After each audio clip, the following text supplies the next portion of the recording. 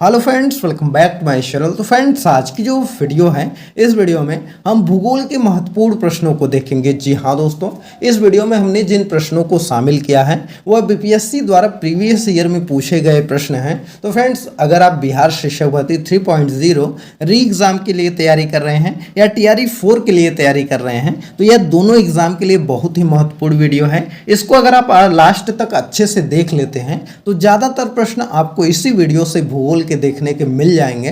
तो दोस्तों, अगर आप 1 to 5 के लिए तैयारी कर रहे हो या 6 to 8 के लिए या 9 to 12 के लिए, सभी क्लास के लिए यह इंपॉर्टेंट वीडियो है। आप इसको लास्ट तक देखिएगा। चलिए पहला प्रश्न देखते हैं। पहले प्रश्न की बात करें तो पहला प्रश्न है कि पृथ्वी पर घने वन अधिकतर मिलते हैं। तो पृथ्वी पर जो घने वन हैं वह अधिकतर आपके कहाँ मिलते हैं? तो वह मिलते हैं आपके विषुवत रेखा के पास। जी हाँ दोस्तों, विषुवत रेखा के पास जो है कि यहाँ पर घने वन ज़्यादातर मिलते हैं, क्योंकि यह जलवायु प्रदेश होता है और यहाँ पर वर्ष भर जो है कि उच्च तापमान पाया जाता है, और जहाँ पर वर्षा भी बहुत ज़्यादा होती है और तापमान भी अधिक रहता है, तो इसलिए यहाँ पर सदाबहार वर्षा वन जो है वह पाए जाते हैं। तो इनको आप याद रखिएगा। इसमें अमेजन बेसिन जो है, कांगो बेसिन है तथा दक्षिण पूर्व एशियाई द्वीप जो हैं वहाँ पर वर्षा वन प्रमुख हैं। तो इनको याद रखिएगा। चलिए दूसरा क्वेश्चन देखते हैं। अगले प्रश्न की बात करें तो अगला प्रश्न है कि विश्व का कौन सा देश मुलायम लकड़ी एवं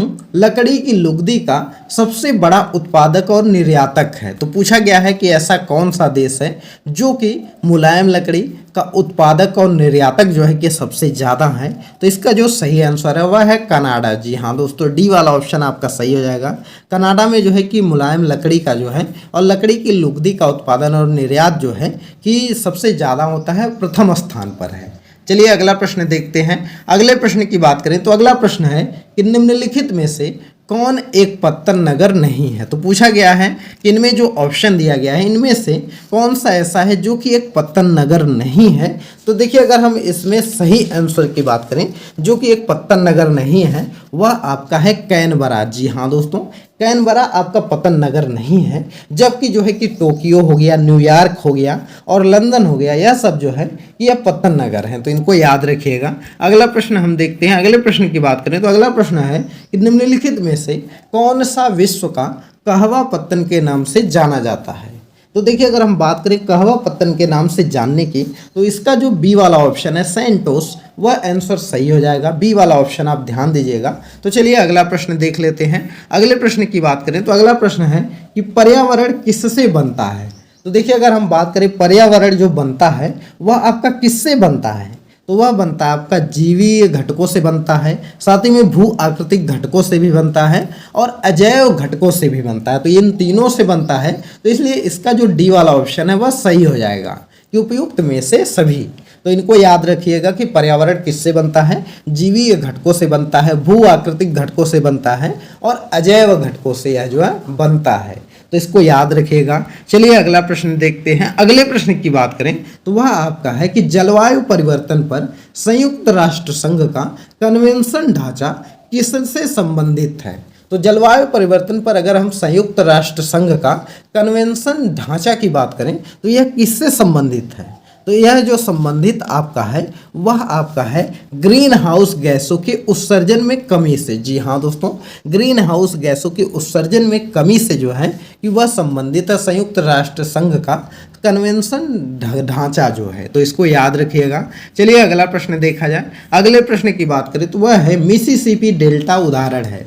तो मिसिसिपी डेल्टा किसका उदाहरण है? तो मिसिसिपी डेल्टा की अगर हम बात करें तो वह जो है वह है आंगुलिक या पंजक डेल्टा का। जी हाँ दोस्तों, आंगुलिक या पंजक डेल्टा का उदाहरण है मिसिसिपी डेल्टा। तो इसको याद रखिएगा।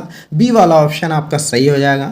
अगला प्रश्न देखते हैं। अगला प्रश्न है कि बेंगुएला जलधारा है।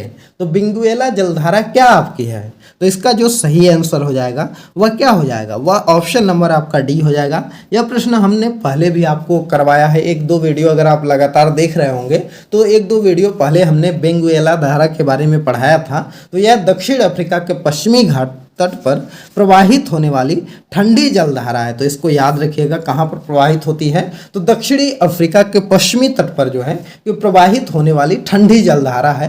तो इसको याद रखिएगा। चलिए अगला प्रश्न देखते हैं। अगले प्रश्न की बात करें तो वह है इनमें से कौन दिखता नहीं है। तो पूछा गया है कि इनमें से कौन सा ऐसा है जो कि पृथ्वी से नहीं दिखता है।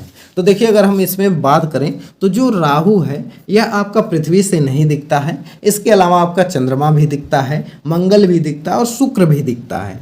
तो इसको आप याद रखिएगा। चलिए अगला प्रश्न देखा जाए। अगले प्रश्न की बात करें तो वह है 12मासी नदियों में जल कहाँ से आता है। तो जो 12मासी नदियाँ होती हैं उसमें जो जल है वह कहाँ से आता है।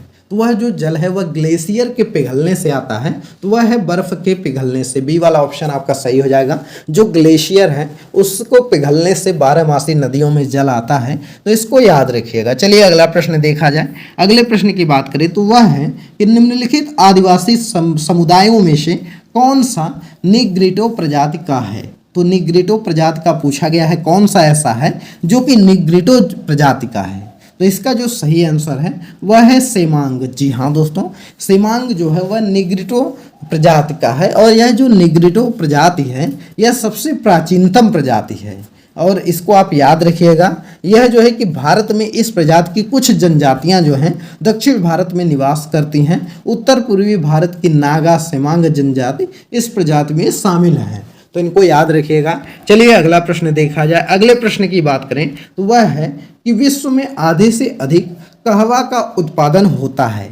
तो विश्व में आधे से अधिक जो कहवा का उत्पादन होता है वह ब्राज़ील में होता है। तो ये वाला ऑप्शन आपका सही हो जाएगा। आधे से अधिक कहवा का उत्पादन ब्राज़ील में होता है। तो इसको याद रखिएगा। तो दोस्तों यह वीडियो आपको कैसी लग रही है आप हमें कमेंट करके ज़रूर बताया करिए। और वीडियो पसंद आ रही है तो वीडियो को शेयर भी करते रहा करिए। और चैनल पर नए हैं तो चैनल को ज़रूर सब्सक्राइब करिए। चलिए अगला प्रश्न देखते हैं। अगला प्रश्न आपका है कि जापान में औद्योगिक विकास के लिए निम्नलिखित कारकों में से कौन सा उत्तरदायी नहीं है। तो देखिए अगर हम बात करें जापान में जो औद्योगिक विकास के लिए निम्नलिखित कारकों में से उत्तरदायी नहीं है तो वह है आपका खनिज संसाधनों की बहुलता। जी हाँ दोस्तों, जो जापान है वहाँ पर खनिज संसाधनों की बहुलता नहीं है। इसको आप याद रखिएगा। यही आपका आंसर गलत है। बाकी वहाँ पर उच्च स्तर की प्रौद्योगिकी है, कुशल श्रम है वहाँ पर और दक्ष परिवहन प्रणाली है। तो इसको याद रखिएगा। चलिए अगला प्रश्न हम देखते हैं। अगला प्रश्न है कि पैंजिया से टूटे हुए दक्षिण महाद्वीप को कहते हैं। तो जो पैंजिया से टूटे हुए दक्षिण महाद्वीप हैं उसको क्या कहते हैं। प्रशांत महासागर की लारेंशिया की गोंडवाना की उपयुक्त में से एक से अधिक, उपयुक्त में से कोई नहीं। तो देखिए इसका जो सही आंसर है वह है गोंडवाना लैंड। जी हाँ दोस्तों, जो पैंजिया से टूटे हुए दक्षिणी महाद्वीप हैं उसको जो है कि गोंडवाना लैंड कहते हैं। तो इसको याद रखिएगा। चलिए अगला प्रश्न देखा जाए। अगले प्रश्न की बात करें तो वह है आर्कटिक क्षेत्र और अंटार्कटिक महाद्वीप किसके निकट स्थित है। तो आर्कटिक क्षेत्र और अंटार्कटिक महाद्वीप जो है यह जो निकट आपका है यह उत्तरी और दक्षिणी ध्रुव के निकट है। जी हाँ दोस्तों, सी वाला ऑप्शन आपका सही हो जाएगा। उत्तरी और दक्षिणी ध्रुव के समीप स्थित है, निकट स्थित है। तो इसको याद रखिएगा। चलिए अगला प्रश्न देखते हैं। अगला प्रश्न है कि निम्नलिखित में से कौन सा समुद्री जैव विविधता के दृष्टिकोण से दुनिया का सबसे समृद्ध क्षेत्र है, जिसके ज्वारनदमुख समुद्र तट, निकटवर्ती पर्यावरण के जंगल, समुद्री घास, प्रवाल भित्तियां, नमक दलदल और मैंग्रोव के साथ 21 द्वीप शामिल हैं। तो यह पूछा गया है इसमें जो है कि निम्नलिखित में से कौन सा ऐसा समुद्री जैव है जो जैव विविधता के दृष्टिकोण से दुनिया का सबसे समृद्ध क्षेत्र है, जिसमें ज्वार नदमुख, समुद्र तट, निकटवर्ती पर्यावरण के जंगल, समुद्री घास, प्रवाल भित्तियां, नमक दलदल और मैंग्रोव के साथ 21 द्वीप शामिल हैं। तो इसका जो सही आंसर है वह है मन्नार की खाड़ी बायोस्फीयर रिजर्व। जी हाँ दोस्तों, यह थोड़ा बड़ा प्रश्न है लेकिन इस प्रश्न का आपके एग्जाम में आने के चांसेस ज़्यादातर हैं। तो इसलिए ऑप्शन नंबर जो बी है वह आपका सही हो जाएगा। चलिए अगला प्रश्न देख लेते हैं। अगले प्रश्न की बात करें तो वह है कि कोपेन की वर्गीकरण योजना के अनुसार उत्तर प्रदेश और बिहार किस प्रकार की जलवायु प्रदेश में आते हैं। जी हाँ दोस्तों, पूछा गया है कि कोपेन की वर्गीकरण योजना के अनुसार उत्तर प्रदेश और बिहार किस प्रकार के जलवायु प्रदेश में आते हैं? तो इसका जो सही आंसर आपका हो जाएगा वह हो जाएगा CWG। जी हाँ दोस्तों, बी वाला ऑप्शन आपका सही हो जाएगा। CWG जो है कि वर्गीकरण प्रदेश में आते हैं, तो इसको याद रखिएगा। चलिए दोस्तों, अगला प्रश्न देखा जाए। अगला प्रश्न आपका है कि भारत की क्षेत्रीय सीमा तट से कितने समुद्री मील तक समुद्र की ओर फैली है? तो यह पूछा गया है कि भारत की जो क्षेत्रीय सीमा है तट से कितने समुद्री मील जो है कि समुद्र की ओर फैली है। तो इसका देखिए, इसका जो सही आंसर आपका हो जाएगा वह हो जाएगा 12 समुद्री मील। जी हाँ दोस्तों, सी वाला ऑप्शन आपका सही हो जाएगा। 12 समुद्री मील जो है कि तटरेखा फैली है, जो कि लगभग 21.9 किलोमीटर के आसपास होता है। तो इसको आप याद रखिएगा। चलिए अगला प्रश्न देख लेते हैं। अगला प्रश्न है, त्रिवार्था के अनुसार भारत की जलवायु किस प्रकार की है? तो देखिए, अगर हम बात करें त्रिवार्था के अनुसार भारत की जो जलवायु है वह किस प्रकार की है, तो यहाँ पर जो आंसर हो जाएगा वह ऑप्शन नंबर डी हो जाएगा। यहाँ पर भारत की जो जलवायु है यह आपका उष्णकटिबंधीय वर्षा जलवायु भी भारत में पाया जाता है। साथ ही इसमें जो है कि उष्णकटिबंधीय सवाना जलवायु भी भारत में पाई जाती है। इसके अलावा स्टेपी जलवायु पाई जाती है। स्टेपी जलवायु के अलावा शुष्क जलवायु हो गया, उष्णकटिबंधीय जलवायु हो गया, भूमध्य सागरीय जलवायु हो गया। तो यहाँ पर एक से ज़्यादा ऑप्शन सही है, तो इसलिए ऑप्शन नंबर डी जो है वह आपका सही हो जाएगा।